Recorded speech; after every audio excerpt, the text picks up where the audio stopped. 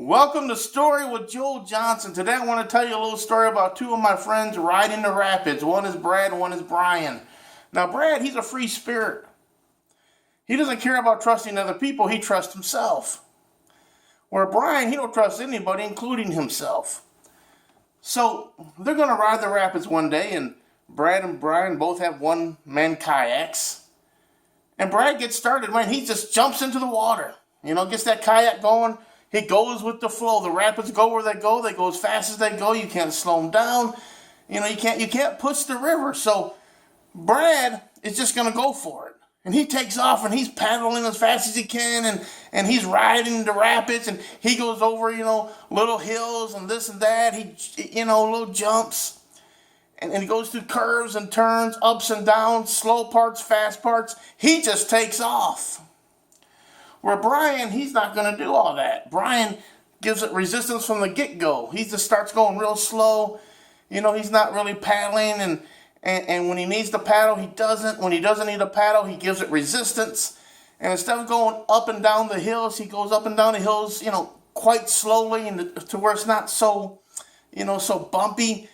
And he goes through twists and turns quite slowly as well. So they don't feel like the exhilarating twists and turns you ought to feel if you're going to ride the rapids.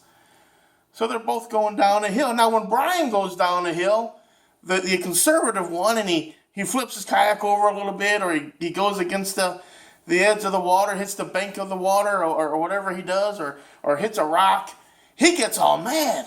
He said, man, I'm already going slow. I should be able to miss these things. But here's the truth. Whether you go fast or you go slow, you're gonna have to deal with failure. You're going to have to deal with problems. You're going to have to deal with situations you don't quite like.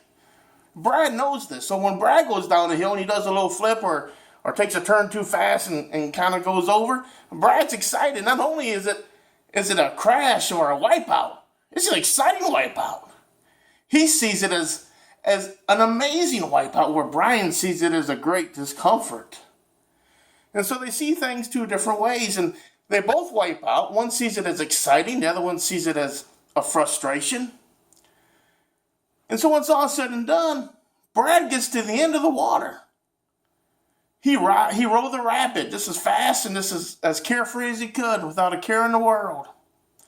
And he got to the end, which is everybody's destination.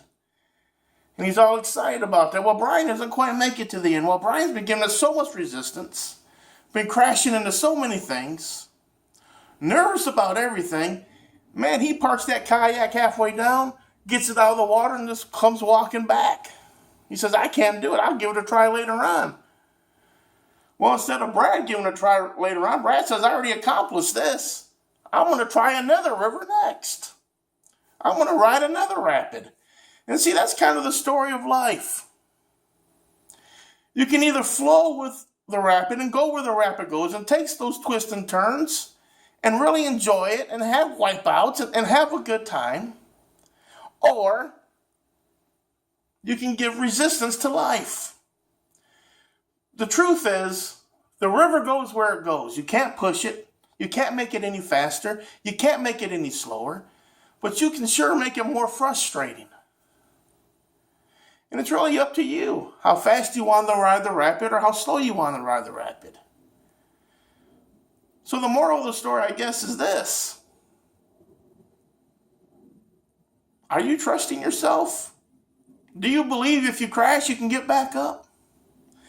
Because the speed in which you take the rapids will determine how long it takes for your wishes to be manifested, your prayers to be manifested, your dreams to be manifested, your goals to be manifested.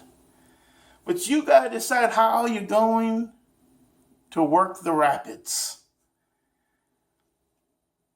Well, I certainly hope you got something out of this story.